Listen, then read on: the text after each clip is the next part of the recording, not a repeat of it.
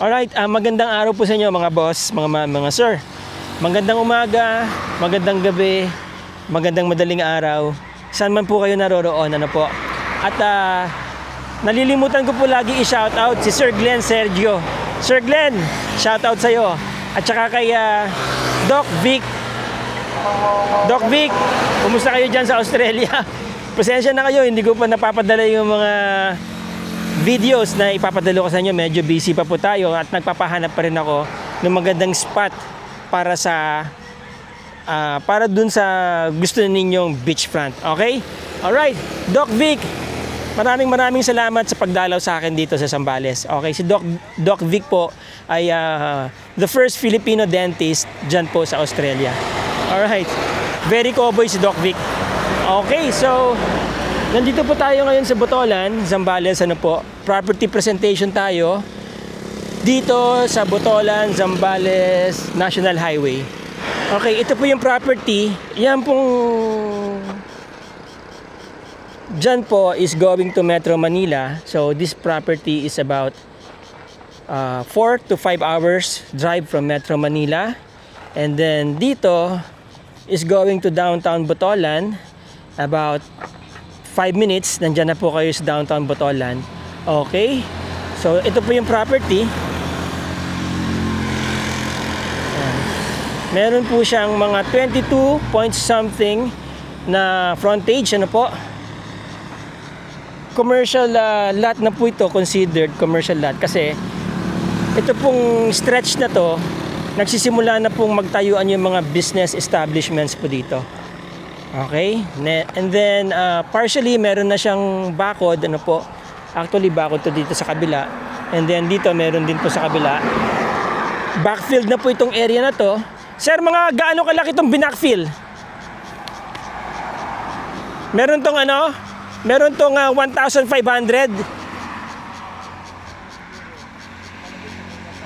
1,500 ano? Oo. Yan, nakapantay na po siya sa kalsada. First class po itong tinambak. S1. Yun, first class daw itong tinambak, mga boss, no? Merong malaking, matigas. May malaking may malaking puno ng santol dito, mga boss. Ngayon, ito pong National Highway ng Karael, dati mababa po yan. Tinambakan yan ng mga about, I think, mga 2 meters po tinambak dyan. Para tumaas po siya kasi noon nagkaroon ng baha dito panahon ni Ondoy, pero hindi na po naulit yon. Okay, kasi inayos na rin po yung mga dikes papunta doon. Alright, so ito po yung property ng mga boss. Bago po tayo pumunta doon sa likod, pasilip natin kay Chokokoy.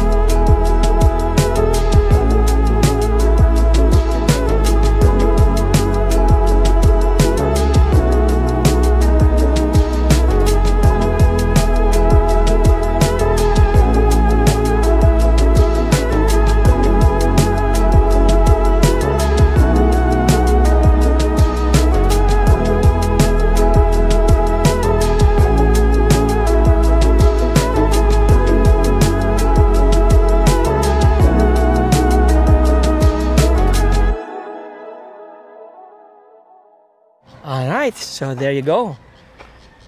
Pasyalan natin hanggang dun sa dulo. Yung property. Meron po itong 5 mango trees. Kinalabaw. Tapos sa dulo, may nakita akong kawayan sa drone shots. Hanggang dun lang po yung property, ano. Yung palayan, hindi na po kasali yun. Malaki-laki din yung patambak na ginawa dito nila, sir, ha. Ayan, no. Sir, saan ito nakukuha? Saan nakakabili nito?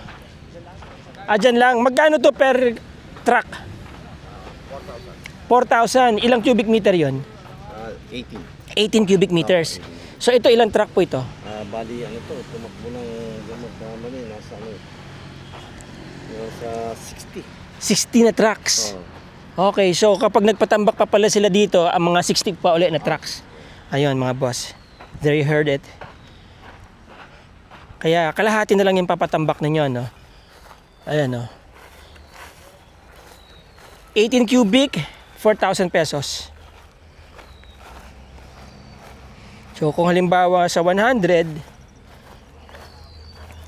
400,000, mga another 200,000 pa po dito para matambakan tong lugar na to. Pero kung ako sa inyo, I think kung yan lang din naman ang i-develop nyo muna, maski ito wag nyo munang patambakan, diba? Nagdi-drain naman po ang tubig papunta doon.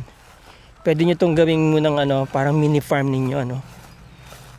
O meron kayong business establishments dun sa harap, and then meron kayong farm lot dito, di ba?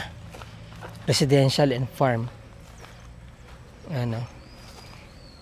Maganda po yung property, magandang location, ano. Very ideal siyang gawing commercial, residential, and farm. Yun. Palayan po yung paligid niya. So, medyo mas mataas po tong area na to. Kaya kapag umulan, drain dito sa baba. Sir, kapag umuulan, drain naman dyan sa baba ang tubig, di ba? Wala naman tubig dito. Wala, hindi nagtutubig. Oo. Yung huling baha dito, yung panahon pa ni Ondoy, no? Oo. Tapos hindi na bumaha. Hindi binabaha to. Ever since na ano, dahil tiga rito ako. Okay. Sir, patikim ako ng sili mo. Ang ganda niya, no? Mahaba siya. Mahaba nga, sir. Maganda. Very ideal siya sa harap. Sabi ko nga, pwede siyang commercial, tapos residential, tapos meron pa kayong farm dito sa likod. Oo. May puno pa siya ng kawayan. Oo. Ano yan? Yung may tinik yan, sir? Oo, kiling. Kiling.